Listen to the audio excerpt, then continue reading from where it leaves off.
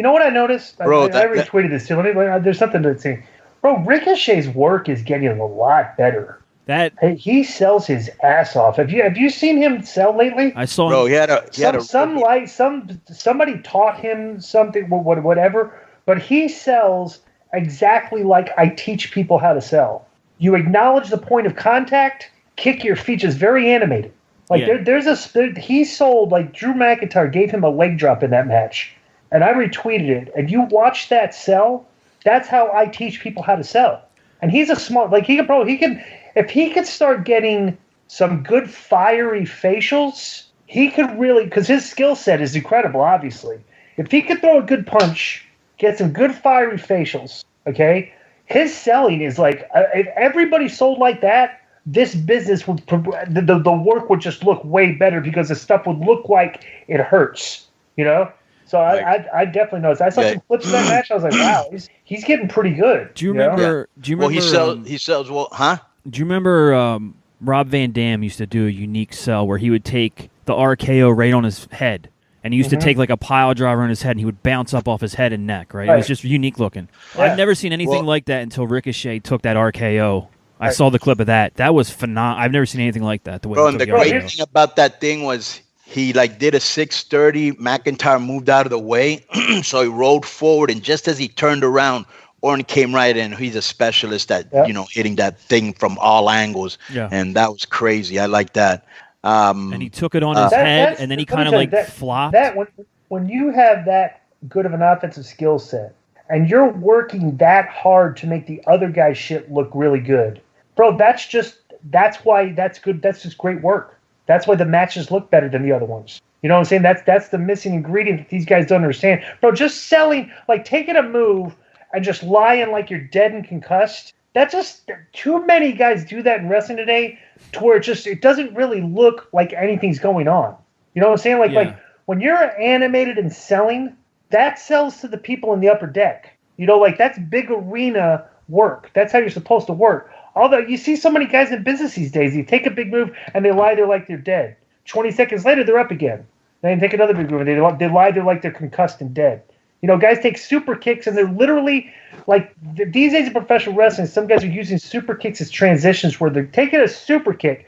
They're literally not even like holding like up, like grabbing their head like it hurts, not bumping, and just standing there like they're dazed. Like in those video games where like you daze somebody and they kind of just stand there and like, you know, just like you're dazed, bro. That's not selling. It's like you know. Remember that famous clip on the sidelines? It was the NFL in the '90s, and Drew Bledsoe got concussed, and they did a close up, and they show it all the time on NFL films, where he was just like, and there was nothing going on behind his eyes. He was so badly concussed, but that's how a lot of guys sell now. They think that's the way to do it or whatever, to look out of it. Like, I've been hit so hard, I'm not. There's nobody home.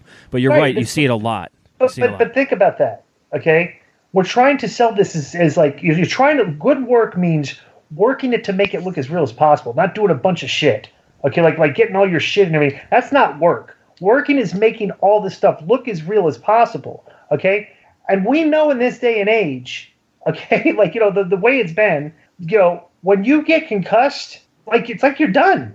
You're out of the game. So you're not coming, you're doing all this stuff. But like, if you're taking a devastating move and acting like you're concussed, and you're getting, you know, you're just getting up, and like a minute later you're flying all over the place again, bro. It's like you've sold it at the initial sell, but your initial sell doesn't make a lick of sense a minute later. You know, and that's psychology. That's like telling a story, and that's where these guys have forgotten this part of the business or have not tried to become good at it. The selling is one of the key or most important ingredient in the storytelling. Okay, because like, how much pain are you in? Are you in agony? And can you fight back out of it? So this is what happens. Like, and this is how I book in AAA. I have matches where selling is not a big deal because it's what I call the video game match. Mm-hmm. It's just guys going out there doing video game moves, not a lot of selling. People love it because they know that's what that type of match is. Just like when you have an intergender match, there's a certain style. Strong style, there's a certain style. And so once I get to the main event, they don't have to do as much because they're over and they know how to work. And that's where I'll get on somebody's ass if they don't sell. because we're telling stories on top, not on the bottom. So to me, if you're not telling a story, I'm cool with that. If you are telling a story, then I'm not. Well, and here's the story too. It's like if you watch a wrestling show, right, and you see the guys going out there for the video game match and they're getting a pop, right?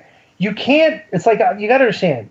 The fans understand what that is. But if you're an over top guy and you've been building up an angle and there's a lot of heat, you should sell each individual thing because the people think that we know that's a work, but wow, this match, these guys are really mad at each other. This is real.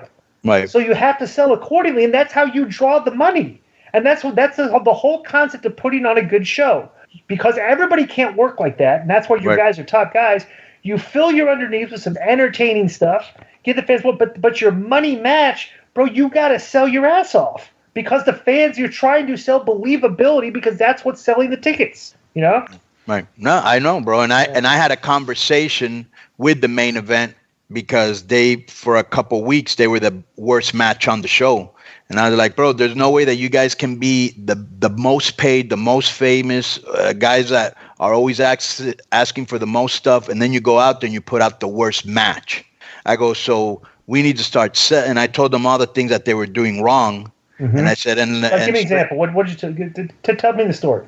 For example, wrestlers sometimes, if the match is What two guys are this? Can we name them? No, we cannot. Let's call Wrestler A and Wrestler B. Right. Okay, so, Wrestler A's the heel, Wrestler B's the babyface. Okay? Right. And they should know better, these two guys. So they what they'll do is a lot of times is if they feel the crowd isn't into it yet, they'll just start going into the crowd and brawling because that will always get people riled up. Then what happens is the other guys get pissed off and they start going into the crowd. And so now you've got 3 different matches because if it's a 3-on-3 in the crowd and the place is going crazy and everybody's trying to outdo each other. And I said, look, bro, you can't go out into the crowd without telling me first. That's number 1. Number 2, I understand that sometimes the match is slow and you want to go in there and rile it up. At least have the courtesy of telling the other guys you're going to do that because they feel disrespected. Imagine if you were in the ring having a match and 2 guys just rolled out of the ring, went into the crowd, you'd get mad too. So you're disrespecting them. Let them know before you do it, Mm-hmm.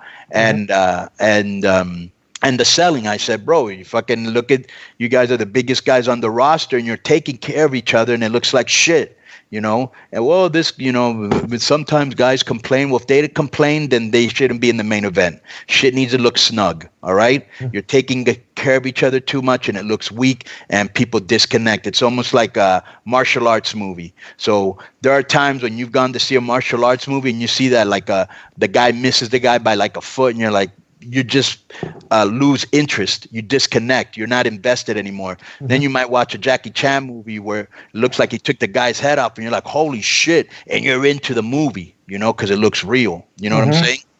And so let me tell you, this is a trick. And it's not so much, because I've seen guys do this and I've done I don't really had a lot of problems getting reactions in my matches because I had a gimmick because, the fans were usually booing me before the match even started. Right. Okay. But this is a trick you can do. It's like if you're in a match, it's a higher match in the card. The crowd's a little bit exhausted from seeing a bunch of shit earlier. They're tired because they've seen too much stuff, and your match really isn't designed for all the high spots. You're kind of like okay, but this is an easy way to get when the fans are kind of tired and they're not into it. Very easy, and it's good work in the sense that this is where you need to show facials and fire. Okay. A good way to get them back into the match is, bro, you just take a guy to the corner, you lay his arms behind the thing, and you pop him with some good overhand chops, hard, smack. And it's loud. Everybody's like, whoa, because the loud noise wakes people up. You grab the guy, you spin him around, and you smack him back. And you start brawling a little bit. You know what I'm saying? And show good facials and fire. Maybe you bump the guy and he goes out of the ring. He powders. And outside the ring, bro, that gets the people back engaged. You know what I'm saying? Yeah. It's not that hard to do. Your facials and fire and just start chopping the shit up each other back and forth. And just a quick 30-second little thing and the people get engaged again. And that's a good little trick to try sometimes. So